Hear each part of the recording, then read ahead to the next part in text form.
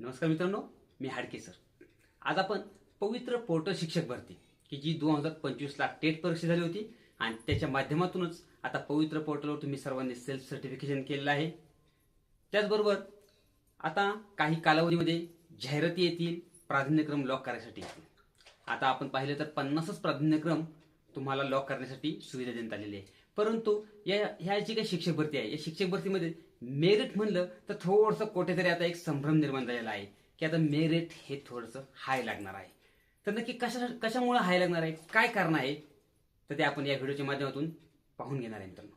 तर सर्वांनी आपला हा हाडके सर यूट्यूब चॅनल आहे, चॅनल सबस्क्राईब करा, लाईक करा, व्हिडिओची लिंक सर्वांपर्यंत शेअर करा.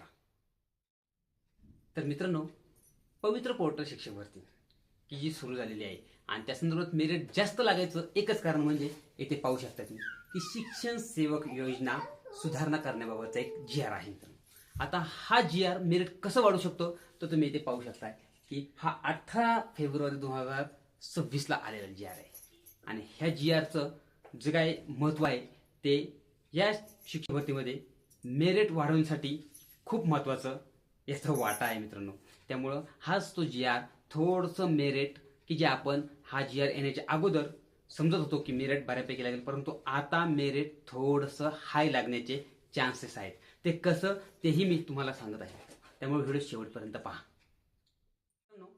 पवित्र पोर्टल शिक्षक भरतीमध्ये मेरिट वाढवायचं महत्वाचं कारण म्हणजेच 18 फेब्रुवारी 2026चा GR.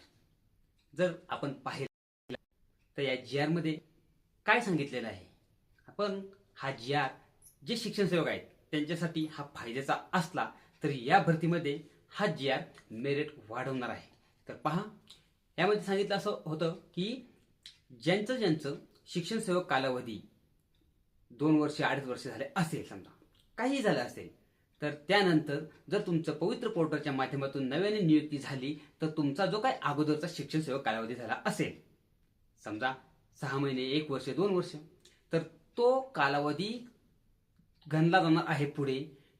जर नव्याने नियुक्ती झाली असेल तर तो कालावधी तुमचा तिथे मायनस होणार आणि राहिलेले 3 वर्षापर्यंतचा जो काही कालावधी असेल हा कालावधी तेवढाच तुम्हाला शिक्षण सेवक करावा लागणार आहे.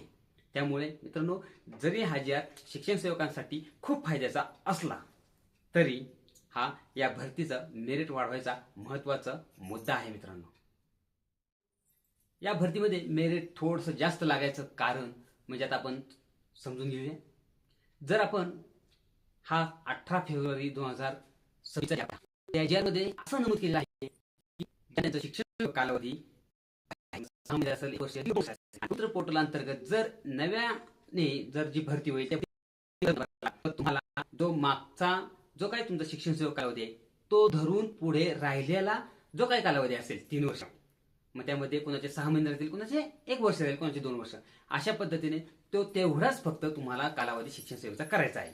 मग तेवढं केल्यानंतर तुम्हाला तुमचं जे काही शिक्षण सेवक पूर्ण झाल्यानंतर तुमचं जे काही वेतन आहे ते भेटणार आहे. परंतु या अगोदर असा जो काही शासन निर्णय होता की तुम्हाला तुमचं 3 वर्ष शिक्षण सेवक जर पूर्ण झालं आणि नव्याने नियुक्ती झाली तर तुम्हाला वेतन संरक्षण राहील, असा त्यांचा एक हे होता, GR होता.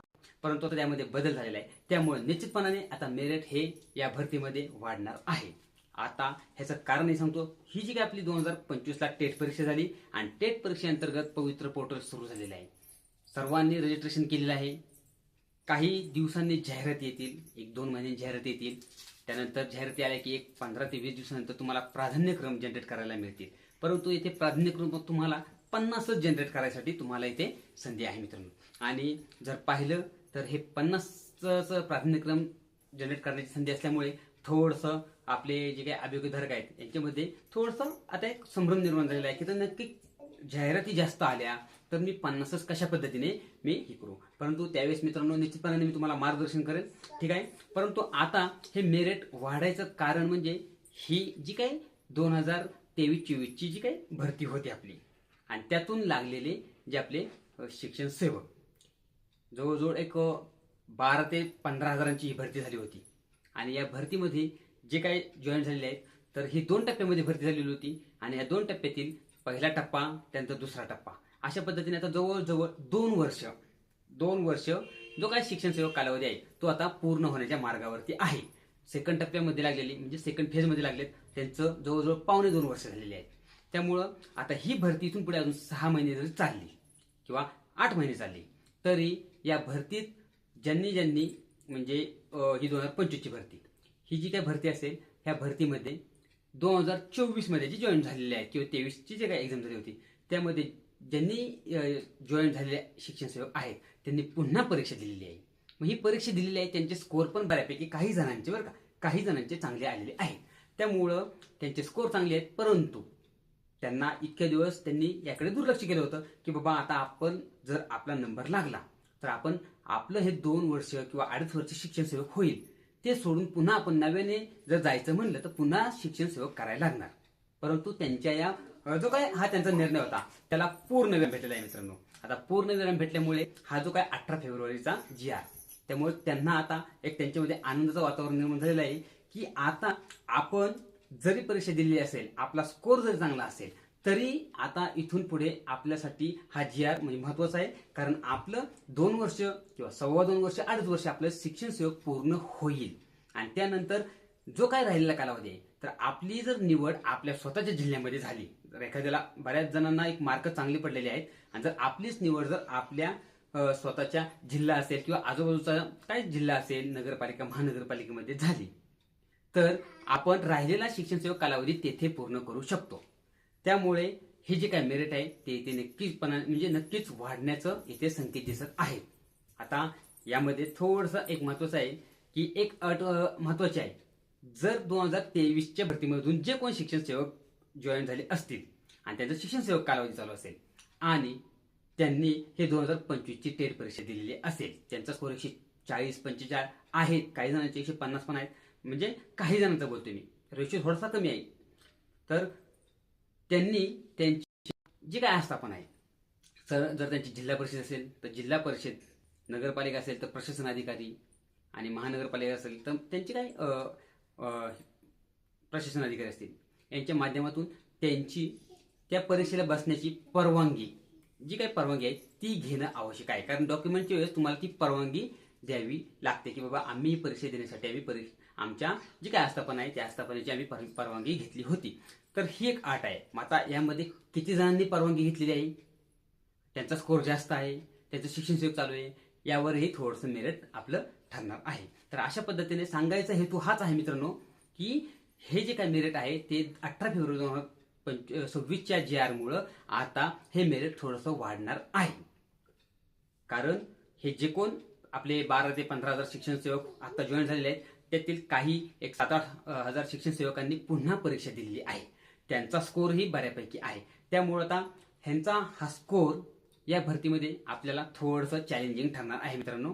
तर त्याचं कारणही मी आता सांगितलं होतं की 18 फेब्रुवारीचा GR की ज्यांचं शिक्षण सेवक चालू आहे आणि राहिलेला कालावधी जर एखाद्या ठिकाणी पवित्र पोर्टलमधून जर त्यांची निवड झाली आणि राहिलेल्या ठिकाणी तर तो त्यांचा राहिलेला जो काही कालावधी आहे शिक्षण सेवकचा तो पूर्ण करतील हा GRचा अर्थ होता मित्रांनो. त्यामुळे थोडंसं आपलं हे मेरिट आहे या भरतीचं वाढणार आहे. तर मित्रांनो तुम्हाला जी काय आता पवित्र पोर्टल शिक्षक भरती चालू आहे त्या भरती संदर्भात काय अपडेट आहे ते मी तुम्हाला वेळोवेळी देतच राहील. तर आता 1-2 महिन्यांनी आपल्या जाहिराती येतील. सर्वांनी जाहिराती पाहून घ्या. सगळ्यांनी आपले जे काय प्रवर्ग आहे आपला प्रवर्ग आहे तो प्रवर्ग पाहून घ्या. कोणत्या प्रवर्गात आहे आपण कोणत्या आपण माध्यम किंवा कोणते जे काही स्तर आहे प्राथमिक उच्च प्राथमिक स्तर हा या सर्वांचं नियोजन करा. प्राधान्यक्रम कशा पद्धतीने आहे ते पाहून घ्या. सर्व गोष्टी आता या 2 महिन्यानंतर आपल्या क्लिअर होतील. जाहिराती आल्या की तुम्हाला प्राधान्यक्रम द्यायचे ते देतानाही निश्चितपणाने तुम्हाला कशा पद्धतीने प्राधान्यक्रम द्यायचे त्याचंही मार्गदर्शन निश्चितपणाने मी करेल. मी या अगोदर सांगितलं होतं की जिल्हा परिषद नगरपालिका महानगरपालिका प्राधान्यक्रम देताना तुम्ही ही काळजी घ्या.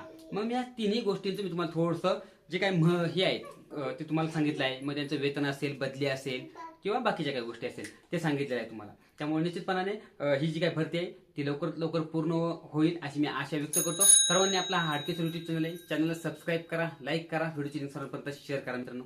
धन्यवाद.